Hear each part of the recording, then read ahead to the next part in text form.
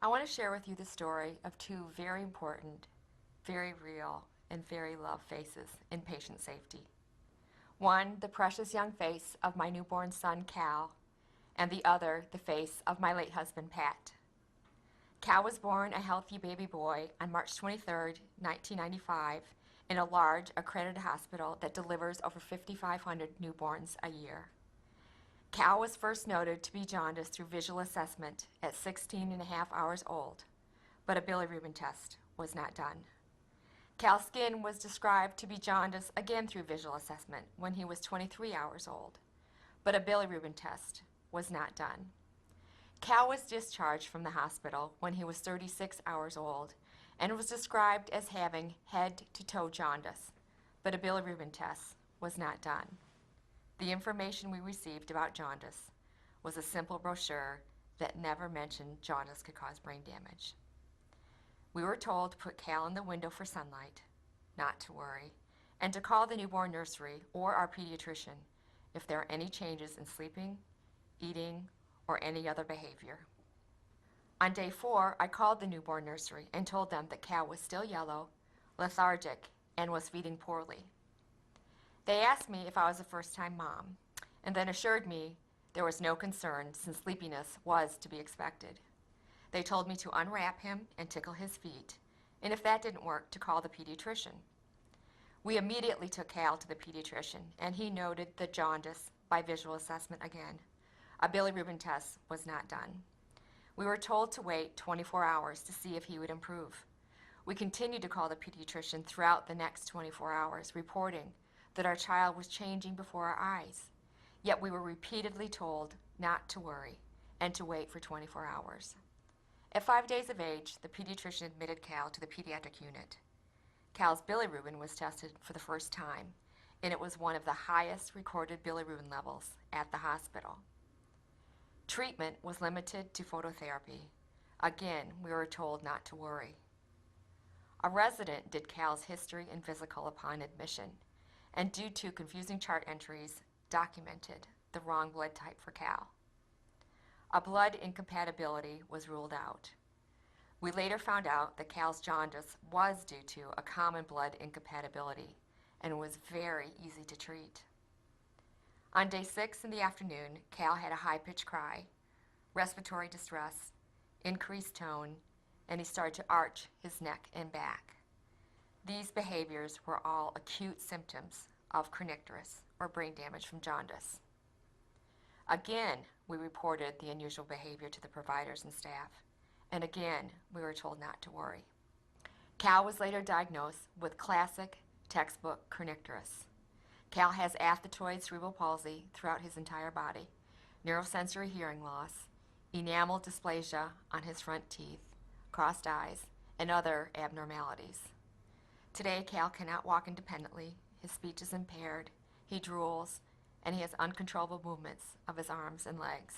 In 1999, my husband Patrick, who was a face of panache, ambition, confidence, and strength, also suffered a medical error.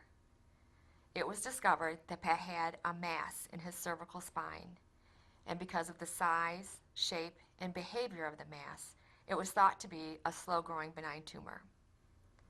With the help of our local referring doctor, Pat and I sought out the best neurosurgeon in the nation. The tumor was surgically removed and a frozen section was sent to pathology.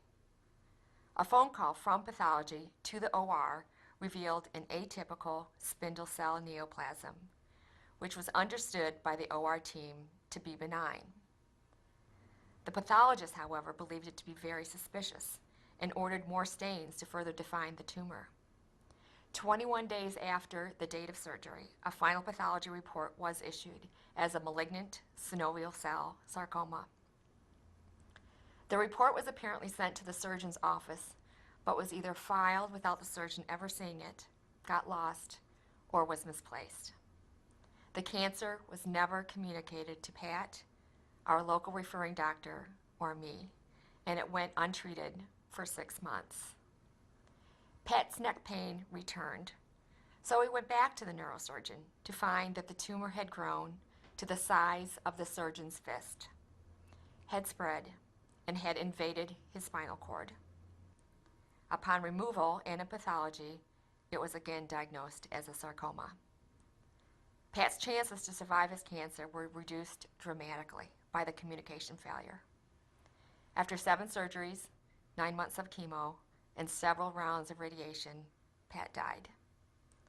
Both Cal's and Pat's errors are examples of simple yet catastrophic systems failure due to communication breakdowns and uncoordinated teamwork. Cal went through several layers of the healthcare system, and each layer failed to stop the succession of error. There was a system-wide failure to include Pat and me in Cal's care. This was not any one individual's failure, but at any point, one individual could have made a difference by stopping the systemic failure before it reached its tragic conclusion. What if a genuine culture of safety that practiced a systems-based approach had been in place? What if our concerns as parents were taken seriously and we were asked to work in partnership with Cal's providers to help identify jaundice symptoms? We, parents, patients, and family members can be additional eyes and ears to spot symptoms. We can be an extra resource to see, feel, recognize, and report changes and concerns. What if the pathologist had given the surgeon a heads up that Pat's tumor was suspicious and that they had ordered additional tests? Or if someone had contacted the neurosurgeon to ensure the receipt of the malignant pathology results? Or what if the pathologist and the neurosurgeon understood the phrase atypical spindle cell neoplasm to mean the same thing? As a family, we were profoundly let down by the very system that we once trusted implicitly. With this in mind, I ask you to never give up on patient safety. Seize it with relentless passion and embrace it with urgency, honor, and hope. While there may be barriers, patient safety cannot wait. I know from my own efforts, each individual can and does make a difference. And I must say that I have witnessed progress, promise, and the power of partnerships since the errors in my family occurred. I have had the honor of being part of some robust patient safety initiatives that are making a difference. PIC, Parents of Infants and Children with Kernicterus, formed by a group of moms and dedicated to the eradication of kernicterus.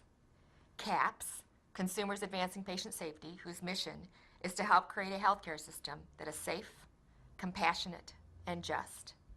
And WHO, the World Health Organization, which identifies the patient as the core of their newly launched World Alliance for Patient Safety and is dedicated to creating the collective voice of the global consumer in areas such as patient safety, solutions, reporting, and research.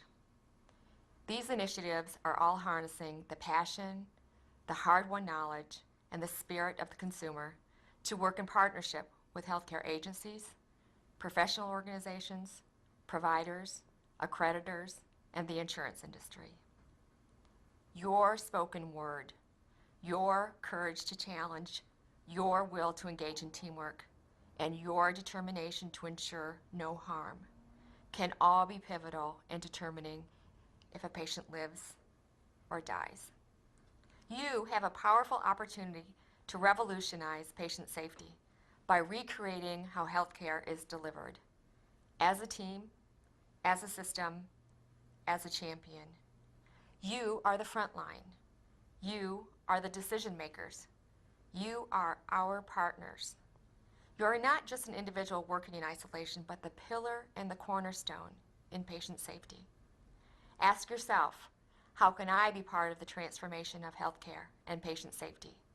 Because working in partnership with each other, your co-workers, and your patients, we can make a difference so that daddies and babies and other precious family members and friends are safe from harm.